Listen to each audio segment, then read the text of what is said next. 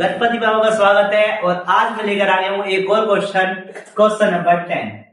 Question number 10 आज हम करेंगे और जैसे आपको पता है मैंने इसके 9 क्वेश्चन तक करा दिया है एंड ऑफ चैप्टर का, और गणित मंजरी फर्स्ट पार्ट की एंड ऑफ द चैप्टर के मैं 10 क्वेश्चन कराऊंगा आज आपको।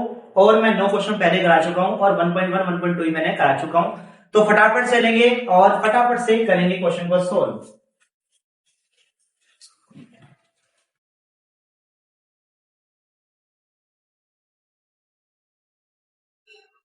यहां पर क्या कह रहा है भाई, ये तो क्वेश्चन यहाँ पे ये कह रहा है 10वें क्वेश्चन के अंदर आपके द्वारा खोजे गए संबंध का उपयोग करके बी के निर्देशांक ज्ञात कीजिए। हमें क्या करना है, बी के निर्देशांक ज्ञात करने हैं। तो उससे पहले हमें क्या करना पड़ेगा, तो पहले एक लाइन बनाते हैं यहाँ पे और लाइन होने के बाद इस लाइन को ऐसे कर लेते हैं और इसके कोऑर्डिनेट्स दे देते हैं।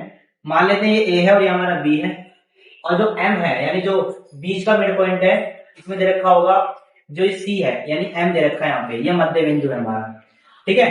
और एम के जो कोऑर्डिनेट दे रखे हैं -7 और 1 दे रखा है। दूसरा यहाँ दे रखा है 3 और -4, यहाँ दे रखा है आपको x और y, यानी हमें इसके निर्देशांक निकालने हैं। तो इसके निर्देशांक निकालने के लिए क्या करना पड़ेगा, हमें मध्य बिंदु फॉर्मूला यूज करना पड़ेगा। लिखेंगे मध्य बिंदु सूत्र। जो मध्य बिंदु सूत्र क्या होता है, वो होता है x1 x2। बेटा इसको जितनी बार याद करोगे उतना अच्छा है, क्योंकि भाई नंबर अगर फॉर्मूले में लिखते हैं हम लोग तो मेरा नंबर बन जाता है। ठीक बाबा, वाह समझ गए ना। तो फटाफट चलेंगे भेजी क्लास में। और x2 क्या होता है यहाँ पे y1 y2 और क्या आ जाएगा भाई प्लस का आएगा और 2। तो ये दो फॉर्मूले बन जाते हैं। तो फटाफट से करते हैं इसको। तो अगर मैं देखूं यहाँ पे मैं क्या कर लेता हूँ, मुझे क्या दे रखा है, अगर मैं यहाँ देखूं तो मुझे आगे हम देखेंगे सोल्व आंसर करेंगे इसका। और आंसर करने से पहले हम देखेंगे एम के जो निर्देशांक हमें क्या दे रखा है। भाई एम के निर्देशांक दे रखे हैं हमें, वो दे रखे हैं -7 और 1, ठीक है भाई। हमें दे रखे हैं एम जो मध्य बिंदु है हमारा, उसके जो निर्देशांक दे रखे हैं वो दे रखे हैं 7। तो हमें क्या करना पड़ेगा, यहाँ पे लिखेंगे x1 x2 और यहाँ पे 2, यहाँ लिखेंगे y1 और y2 यहाँ पे 2। तो अगर हम यहाँ देखें इसके निर्देशांक क्या दे रखे हैं, भाई x के निर्देशांक ये होते हैं, y के निर्देशांक ये होते हैं।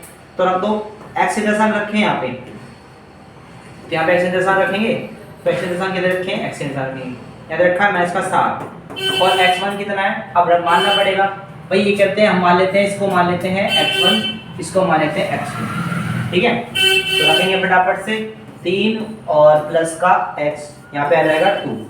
अब कुछ नहीं करेंगे, यहाँ पे 1 लगा देंगे, क्रॉस मल्टीप्लाई कर देंगे। जब हम क्रॉस मल्टीप्लाई करेंगे तो क्या होगा, यहाँ पे यहाँ हो जाएगा 14, तो माइनस का 14 हो जाएगा, यहाँ पे क्या हो जाएगा 3x प्लस में x। इसको दर भेजेंगे तो क्या होगा, ये 14 आएगा माइनस का, ये हो जाएगा 3 इक्वल टू x, ठीक है। ये हो जाएगा 17 माइनस का इक्वल टू x, यानी x की वैल्यू कितनी आ जाएगी हमारी 17। कितनी आ जाएगी 17। और इसी तरह हम क्या निकालेंगे, y के निकालेंगे। y के कोऑर्डिनेट्स क्या दे रखे हैं, 1 दे रखा है तो 1 रखेंगे, ठीक है। y की वैल्यू रखेंगे, y के कोऑर्डिनेट्स क्या रख सकते हैं, एक बार नीचे आए थोड़ा सा, यहाँ आएगा y1, यहाँ आएगा y2। तो फटाफट से रखते हैं, y1 की वैल्यू कितनी 4 है, फिर रखेंगे y की वैल्यू y है, यहाँ पे 2 रखेंगे इक्वल टू 1 रखेंगे, रोशनी तो 1 लगा देंगे, ठीक है। अब 2 एकम 2 हो जाएगा तो 2 इसको रख देते हैं ऐसे, माइनस का 4 प्लस 5 हो गया, ठीक है।